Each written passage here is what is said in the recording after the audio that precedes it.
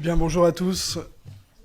Je vais être très rapide en introduction puisque je crois qu'aujourd'hui, c'est surtout les agents, les professionnels, les experts en matière de biodiversité et de nature qui sont à l'honneur. Je voulais effectivement vous donner juste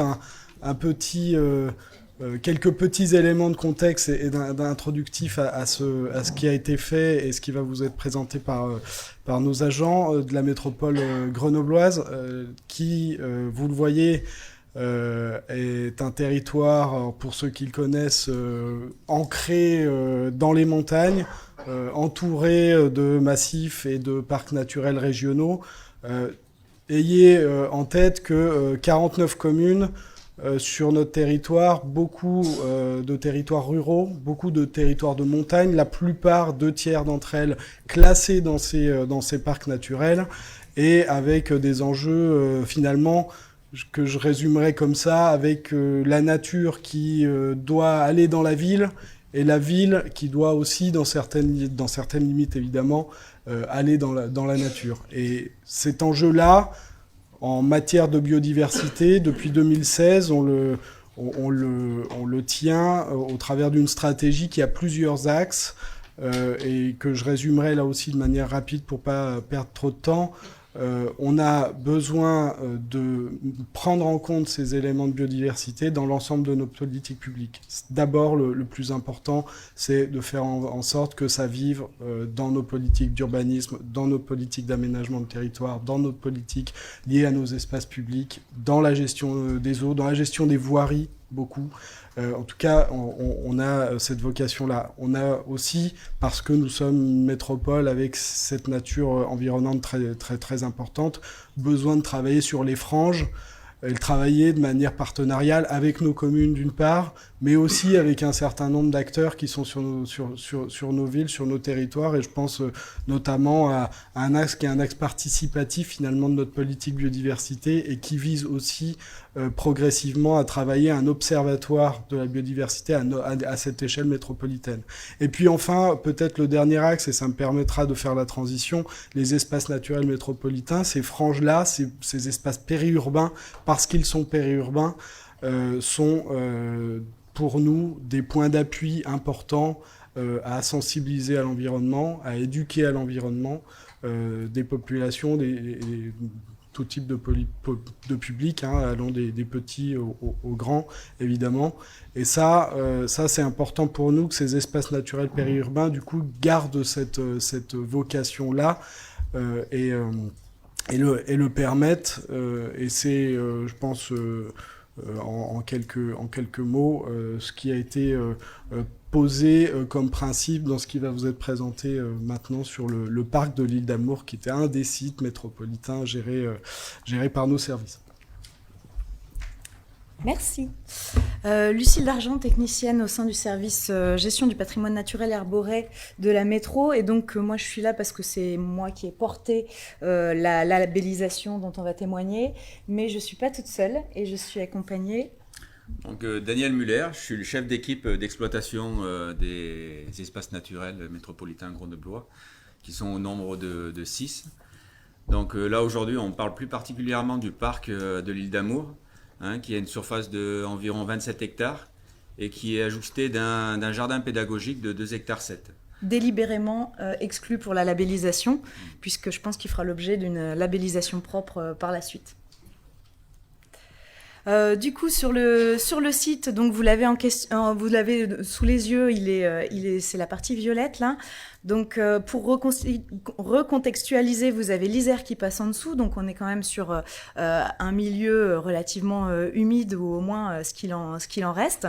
On est à 15 minutes à vélo par la piste cyclable le long des berges de l'Isère, de la ville-centre qui est Grenoble, ce qui fait que c'est un site qui est relativement bien fréquenté, également par les sportifs, puisque le site accueille 2 espaces qu'on devine, donc un terrain de baseball, softball, et puis une piste de BMX, donc ils sont tous les deux en haut de la photo, là, de part et d'autre du site. Donc on doit composer un peu avec ces usages du site, sachant que c'est bien un espace naturel métropolitain. Voilà. Donc, pour la présentation du site, on est déjà en gestion différenciée depuis 2011 avec les plans de gestion correspondants. Donc on a également zoné le parc pour l'entretien avec des prairies qui sont fauchées plus ou moins tardivement et à des fréquences diverses. Oui, un petit mot sur le plan de gestion. C'est un plan de gestion qui est évolutif. Parce qu'il n'est pas figé depuis 2011. En fait, au fur et à mesure des années, suivant comme ça évolue, par rapport aux aléas climatiques ou autres, eh ben on l'adapte un petit peu, même par rapport à la fréquence des citoyens qui viennent sur ce parc. Voilà, pour qu'il soit en cohérence le plus possible. Du coup, dans la continuité, donc là, on vous a mis vraiment les thématiques qui nous ont un peu poussé à faire en sorte que ce site soit le premier labellisé des espaces naturels métropolitains. Il y avait également la mise en place d'une charte de mobilier qui intègre tout ce qui est durable. Donc ceux qui maîtrisent un petit peu la grille de critères verront pourquoi voilà, ça apparaît ici. C'est qu'effectivement, on est dans du mobilier durable et avec tout ce qui est aspect environnemental qui est intégré. 2016, l'installation d'un hôtel à abeilles en partenariat avec l'ONF sur le site, donc les abeilles solitaires, pour le volet plus communication et focus sur la biodiversité. Et puis dernièrement, et c'est un peu pour ça que la labellisation voilà, vient mettre le focus sur ce site, des travaux de renaturation d'une mare ont été entrepris et se sont terminés en fin d'année 2019. Pour redonner un aspect vraiment écologique à cette mare qui plus est forestière, donc qui a vraiment un intérêt et qui est connectée à une mare relais existante, donc pour l'aspect vraiment potentiel écologique du site qu'on cherche aussi à mettre en avant en parallèle des activités sportives qu'il peut accueillir. Moi je voulais revenir, si tu peux revenir du coup sur la photo précédemment. Par rapport à l'installation d'un hôtel à abeilles, donc là la photo elle le montre pas explicitement, mais c'est pas voilà, on l'utilise pas comme un mobilier urbain. On essaye de l'intégrer vraiment dans un espace où on aura une prairie fleurie à côté. Et en fait cet hôtel à abeilles nous a en partenariat avec l'OPI nous a permis de voir un petit peu par rapport à un tableau avec des marges de trous qui vont de 1 mm jusqu'à 2 cm, de pouvoir voir un petit peu les différentes variétés d'abeilles solitaires, parce que c'est plus des abeilles solitaires qu'on va parler, c'est elles qui sont quand même à la base de 70% de la pollinisation des végétaux. Et du coup, ça nous a permis de mettre un petit peu en évidence le nombre de variétés. Alors c'est vrai qu'en France, on en a entre 700 et 900. Nous, sur le parc, c'est vrai qu'on en a à peu près dénombré une dizaine. Alors c'est vrai qu'on les dénombre plus grâce à l'hôtel à abeilles, parce que c'est un peu plus dur pour les dénombrer donc dans la nature. Et concernant la restauration de la mare, c'est une mare forestière, donc sous couvert végétal. Et tout ce qui est plantation, en fait, on a utilisé les lisières de forêt du parc, qui étaient en gestion vraiment libre. Et du coup, on a pu, la plupart des plantations, on a pris des jeunes pousses qui poussaient justement en lisière. Donc ça a permis d'avoir des végétaux qui soient bien adaptés au coin, quoi. Et je rebondis juste sur cette diapo par rapport à ce que dit Daniel, c'est qu'effectivement, tout le long, là, en transversal, on a des études des études de faune-flore qui sont menées pour connaître un peu le patrimoine qu'on peut avoir sur le site, le patrimoine naturel qu'on peut avoir sur le site, et qui vont conditionner après certaines actions qui sont menées sur le site. Bon voilà, en termes de gestion, c'est une petite aparté, mais on a le parc de l'Île d'Amour fait partie intégrante de 6 autres espaces naturels métropolitains qui sont tout ou partie du foncier de Grenoble-Alpes Métropole, avec une petite, en termes de gestion et d'entretien, une petite coordination à avoir, puisque l'équipe d'entretien que gère Daniel n'est pas directement rattachée au service qui gère ces espaces. Il est intégré à la direction voirie et collecte. Donc voilà, ça demande pas mal de pédagogie et de coordination entre nos directions, mais on s'en sort.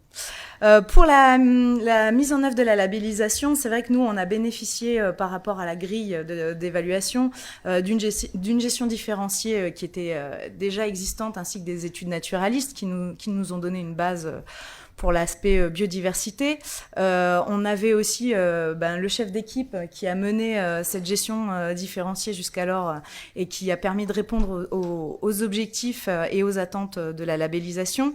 Et puis, faut pas négliger qu'effectivement, il y a quand même 2 volets qui sont portés sur l'eau et sur l'amendement et la gestion des déchets, et en l'occurrence sur un espace naturel où on n'a pas de massif, donc pas de fleurissement. On est exempté d'arrosage et d'apport et d'intrants, donc ça, sur la grille de critères, c'est plutôt pas mal. Après, c'est vrai que en termes de difficulté, on a une grosse structure qui se met en œuvre progressivement au fur et à mesure des compétences qu'on récupère et qui a besoin de se structurer.